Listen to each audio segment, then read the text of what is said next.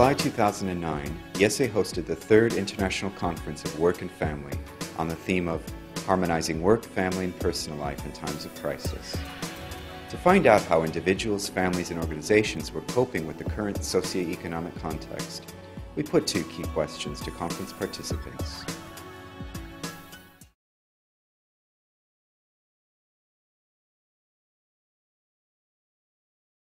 Some programs actually are being offered more now, others a little less now, but by and large, companies are not disbanding programs to any great extent.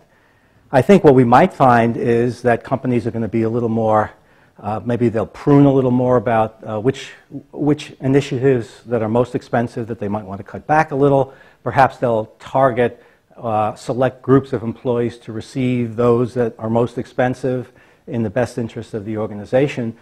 So there might be some fine-tuning there, but I think that organizations are going to continue because the most important motive for providing work-life initiatives, according to the Family and Work Institute survey, is to retain employees. Companies which have invested in policies like flexible work options feel that it's important to continue those so that employees have the supports they need during this very difficult time.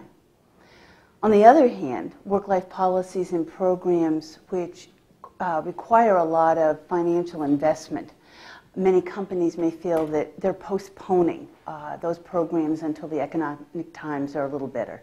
So we know that there has been some retrenchment. I think another way of thinking about it is what they would have been doing had the crisis not been there in the first place. Because we also know that companies are becoming more proactive and implementing more policies, and that's been a long-term trend. So while we might see some backpedaling, there likely could have been more programs being implemented in the next year or the next 2 years. But of course, at this point, companies are not inclined to make any more expenditures. They're trying to cut their losses as best as possible. Having these policies is good impression management to the public. Having the policies is also a good way to try to attract good employees, because if employees are looking to work for companies that have such policies, they will be more likely to take your job offer compared to another job offer. However, in this time of economic crisis, what the reality may be is that employees will feel scared to make use of the policies. Employees are worried about keeping their jobs.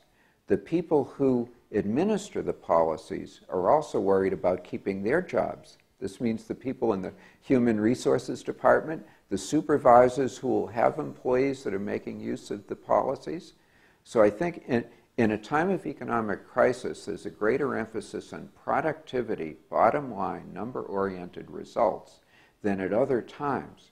So my hunch would be if one could do a study with the average amount of utilization of work-family policies, depending on what the economic conditions are, you will see the least utilization and the least encouragement to use such policies by employee supervisors in times like this. Well, the thing is, which were the reasons why those companies were starting to be family responsible or having work-life policies? If the reason was just image, or just attracting and retaining people instead of really being loyal to these people, then it's easy that they don't remain with those policies. Otherwise, if they have, the reason was to make it easier for the people in the company to balance their lives, then it's easier than that they keep on doing that, because when you are really aware of the consequences of balancing work and family life, you see that the cost is not in those policies, but in not having those policies, which means you will have people less committed, and then even in the times of crisis, less wanting to do their best, which is when we need them most. There are companies that, because of the crisis, they really need to be much more creative in the ways they are working. And so, for instance, they are allowing some of the employees to take a leave of absence of several months with the convincement of being aware that if those people really if they can get through the crisis, they will be able to retain those people, and those people will be even much more engaged in the company. However, we have also companies that really use their work-life policies only as a marketing tool, so that they get out in the newspapers, so that they make it to the public media. So those are the companies that at this point they are cutting down on those policies. I haven't talked to any companies that are suspending policies, but I think companies are very reluctant to spend money right now on new policies. What I also see, though, is that this is an opportunity for innovation. And a lot of times innovation comes out of periods of crisis. So it may be that companies will be more open to something like telecommuting, which can also be justified by environmental issues, that job sharing may become more, companies may be open to that as a way to keep employees but have them reduce their number of hours. I think that work-life policies are not being sloughed off, without thought and care. I think people in organizations are really just thinking very hard about what things are excess and what are central to the effective functioning of the organization. This year, in May, we just did a survey of employers again, and we asked the question, have you cut back on flexibility? Have you increased flexibility, or has it stayed the same? And we found that 81% of companies had, in fact, kept flexibility at the same level. 13% had increased it, and only 6% had cut back. Employers are using flexibility as a way to control labor and operational costs. So then we wondered, are employees do they have any input in the flexibility? Is this just flexibility that would work for the employer? So we asked how much do employees have input in the kind of flexibility that companies offer? And we found that 57% of companies give employees some or a lot of input into the flexibility that they have, but still 44% are not giving employees input. Employers are using suggestion boxes to ask employees how they might cut costs. They're arranging time off to coincide with school vacations. They're letting people take time off if they want to, but have job security to come back. There are hundreds of creative ideas that employers are using. They're also giving employees much more financial advice, helping them use the money that they have more effectively, so that the good companies are doing a lot to help employees weather the financial crisis. There are some companies who say, all I can worry about is making payroll. I can't even be thinking about how we could possibly consider the work-life needs of our employees. I think that's pretty short-sighted. There's a lot of evidence that in the short term that might make sense, but in the long term there'll be a price to pay in terms of keeping high-quality talent. Hopefully this global recession is not going to go on forever, and when things do turn around, who are you going to have available to do the work that you need to do? I think more forward-thinking companies have sort of seen this as an opportunity to show ways that maybe for not a lot of cost, but they can be creative in demonstrating that employees really are a very high priority. What can they do to support them? How can they make them more resilient? What are the things that they can do to help them through these difficult times? I think in some companies there's one cluster that will say you're lucky to have a job. Job security is work life and a paycheck and work long hours, and please don't ask us about work-life balance. We really want work-life integration where you're going to be working all the time or taking work home, particularly for professionals. I think there's another group of companies that are strong culture companies that were doing work-family not as a fad, but because it was part of really how they were viewing the employment relationship of investing in people. I think in those companies they're trying off sabbaticals and sort of shared time off where rather than firing a worker, We will let you have job security if you have a 1 or 2 weeks where you're going on vacation. And in some of those companies, they're re-looking at work processes and saying, now's the time to retool. Let's look at our work systems. We can't keep doing things the same old way. Workloads are rising. Let's re-engineer work and become a results-oriented workplace where we get rid of low-value work and try and have new work systems. So some people are saying in terms of our human resource systems, we just need to take a fundamental look at what we're doing and try to do things differently.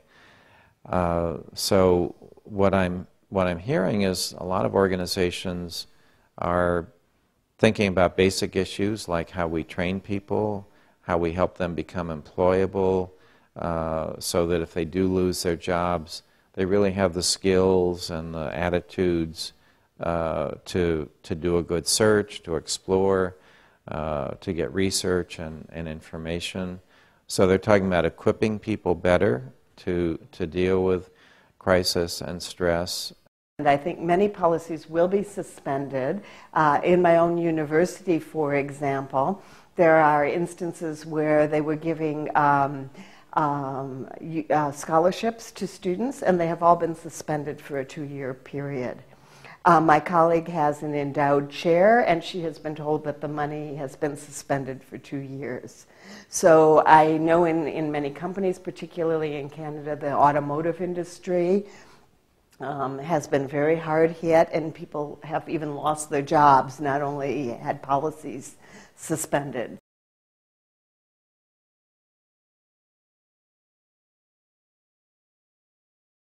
There are a couple of pressures. One of them that you mentioned is the need to perform with fewer resources. As more and more people are let go, that means more work falls on the remaining individuals. So there is this pressure to perform, and as a result of that, people are working harder, and people probably are less willing to publicly complain, at least, about the workload. But the pressure to do more with less is not the only stress, it's not the only pressure. The other one is the uncertainty, because their job may be next. Which is one reason why they're working harder. So I think what people, I'm not saying that they are doing this, but I think that people should be doing this in terms of the reaction to the situation, is to control, to manage their careers proactively, to continue to develop skills that are marketable, that are transferable, because in today's economy, although many jobs are being lost, other jobs are being created. I think the real challenge is going to be in these difficult times with the pressure to do more for less is how will individuals achieve new employment and maintain that employment on the one hand while attaining the balance in their life that they want to achieve, that's appropriate for them. Employees are finding themselves in very difficult situations, in part because they are very fearful about their job security. Some of the recent work that the Center on Aging and Work has completed, we have found the employees reporting increase in workload. They are reporting decreases in supervisor support. But the interesting result that we're finding is employees of different ages are responding in different ways. For example, around measures of employee engagement, older workers are sustaining their engagement through these difficult times. When we have an economy that's undergoing a crisis like this, if one partner loses his or her job, both careers can be placed in jeopardy, and most American families are operating with very few reserves. And so what happens is there is a considerable fear for employees, and they will take on additional responsibilities. They'll work into the weekends. And so there's certainly this intensification of work, and there is a fear factor that underpins this, because the risks of losing one's job, particularly in the United States, means oftentimes coming to the floor with no savings or few savings, large debts, losing health insurance, and also losing a home. And so that's a very serious problem. Many people are in a state of fear. And so this will lead one to work more hours, to try to look like a better employee, to try to help to keep my job, than at other times where it might seem like economic conditions are better off. So yes, there's a higher pressure to perform. And at the same time, there's been a long-term trend among companies just to try to foster, while they have the family-friendly policies on their website, they also try to foster what's been called a long work hours culture. We need people to stay around, or if not physically around, we need you to be available on your BlackBerry or your email or wherever you might be. And what ends up helping them to hold their jobs most is not the fact that they've achieved a satisfactory sense of work-life balance, but it's whether their employers see them as having been productive. So overall, I think this is a really tough time for organizations to go and try to offer family-friendly benefits. I think it will depend on the people. Every person is different. And then if they are well trained in time management, they will be able to keep on balancing their lives. Otherwise, it's very difficult because many times it is not to do more or less hours, but to do the hours in the right way and in the right place. Sometimes you can do things at home, sometimes you need to be in the office, but well, maybe with the crisis we can finish with the presentism and the facing. All of us are a little worried about that, but I wouldn't say that that means that people need to work more in terms of more hours, but that people need to work in a way that is more smart. So, for instance, companies that are dealing well with the crisis are helping employees realize that what they need to do is to be more aligned with the mission of the company.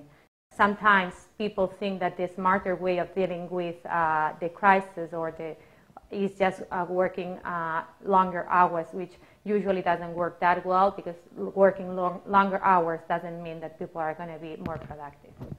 People will be more reluctant to use flexible work policies to work from home because they really want to be present at the workplace to feel like they can better demonstrate their value to employers. But it also may be that, to some extent, I think the experience of work-family conflict is self-imposed. And by knowing that you're working and you're happy just to have a job right now when so many people don't, people may feel less conflicted because they are able to value the work that they do have and to be able to continue to provide for their families. I think that employees are having some additional pressures. Certainly it might have to do with what is going on within their organization, or it may be just that they know people in their lives who are having trouble. And so that's certainly something that's likely to be concerning and lead to more stress and potentially more burnout in terms of the work. I think in addition that if there are layoffs or other types of situation in their own organization, that's going to add additional pressure and stress. There's research on downsizing and layoffs that show that does affect employees profoundly, although procedural justice, feeling that there's been a fair process and that there's a good reason for it, can help to alleviate that strain. So I think that people were worrying about losing jobs, and where they had some sort of security, it was much more important.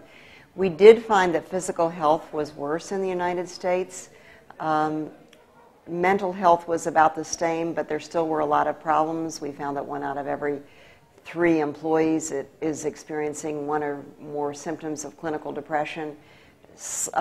Problem sleeping is really very widespread. Fewer people are saying that they're in good health. There are just more health problems. We've followed that for the last 3 decades. We've asked whether, if a company offers flexible time and leave policies, whether there's jeopardy, whether people who use them are less likely to get ahead, or those sorts of things. And we haven't seen a change in those. It's still 2 in 5 employees who are feeling that there's jeopardy. So the numbers are high, but it hasn't gone up or down in statistically significant ways. There's a lot of pressure to make themselves, what I've heard, you have to make yourself indispensable. You have to make sure that if there's 5 people in your department, there's no chance, if they're going to get rid of 1 person, that it's going to be you. And that you have to demonstrate a very high level of commitment, workload intensity, dedication, and work. It has to be clear to your supervisor and your organization that work is your number one priority. But I think also that in some cases we're also hearing that this is sort of an opportunity for people to kind of rethink in some ways their commitments to work and what's really important to them. It is a very difficult situation to deal with, but maybe it's also an opportunity. Maybe we could get by on a smaller income. Maybe we don't want to be working as much as we've been working. Maybe this is an opportunity to not push ourselves so hard and to be so consumer-oriented, which is a big U.S. drive. More, better, bigger, louder. Many professionals are not using part-time work, flexible work hours, not asking to telework because they think it will make them look as less committed because hours at work are equated with productivity. I also think workloads are rising so that one individual might be doing the work that was formerly done by two people, so people are very stressed. I think at home we've had a very much of an economic disruption. We may have new roles for employees as a spouse may have lost a job, so you might have more women being breadwinners in the United States. 1 out of 10 people are out of work right now, and this has affected men more than women, particularly high-earner male professionals. And it's very hard for high-earning male professionals who are over 50 more and make more money to find a new job in this crisis. More generally, people want to show their value to the organization. So if it means taking on more workload, then I think people want to do that. If it's other ways of showing your investment and your engagement, it may be helping other people, it may be being more cooperative in the workplace, helping other people with their jobs. So you're not formally increasing your own responsibilities, but you're just being there to be helpful for other people, or just being a little more conscientious about doing your job and making sure that customer is satisfied. So I think there are a lot of little everyday ways that people are responding. They are being asked to reduce their wages, to work longer hours, to perform more, and many employees are in fear of losing their jobs if they don't comply with these demands. But I think there are other sectors of employment, the highly unionized sectors, particularly in the automotive industry, where they've just seem to have blinders on, and what they've been saying is, we refuse to take any wage cuts, we refuse to work harder, and it's quite unreasonable of them given the current economic times that we're in.